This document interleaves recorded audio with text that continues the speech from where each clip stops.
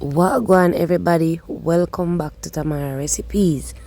Now today I'm gonna show you how to make some Jamaican rice and peas simmered in some fresh coconut milk. Alright, so let's get right into the video, guys. So I have my peas. Now I'm using the run red peas. Make sure you watch your peas, guys. And I'm using a little over a cup of peas. Now I'm gonna add just a little bit of water just for it to come up to a boil, and some garlic. I am going to cook my peas, however, in the fresh coconut milk, so I do not want to add much water. Alright, I have a small coconut, so I'm gonna blend it and then I'm straining it now. So depending on the amount of rice you're going to cook, then you add more coconut milk. Alright guys, but this amount is good enough for me because it was a very dry coconut, but it was small. Alright, so I'm just extracting the juice. Afterwards I'm going to add it to the pot. Alright, so when the peas come up to a boil, I'm going to add my coconut milk. Now the fresh coconut milk make a rice and peas taste way better than the powder or any type of other coconut milk. Alright, fresh coconut milk is the best, but if you don't have it, then of course you use the one that you have.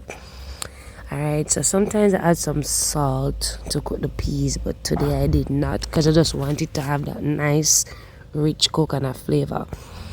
I did, however, leave back some coconut milk, which I'm gonna slow cook my peas. So after a time you're gonna need to add some more liquid if the peas is not fully cooked.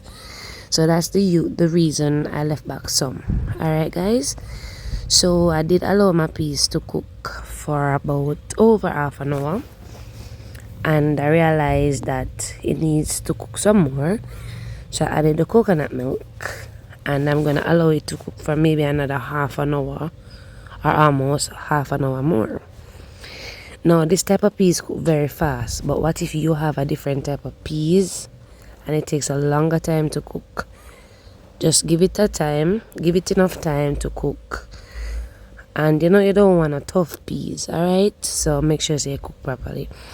Now, as you can see, all the fat released from the coconut, the dry coconut. So I'm not gonna add any butter to my rice and peas, nor oil.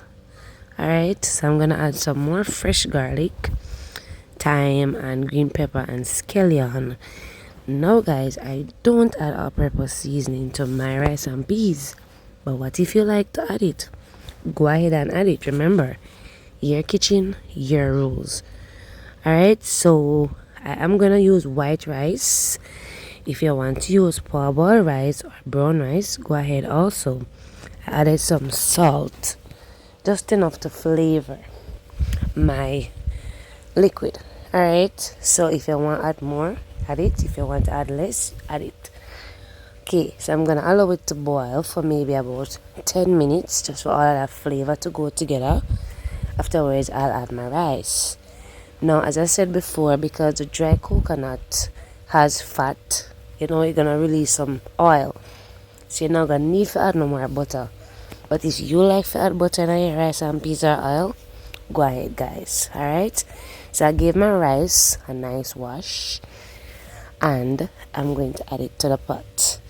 Now bear in mind that after adding your rice and you check the level and you see where it needs more liquid, you could go ahead and add some coconut milk or add some water. Alright, but this amount of liquid was good enough for my rice, so I'm not going to add any more. Alright, so I'm gonna cover, allow it to steam, and then I'll return.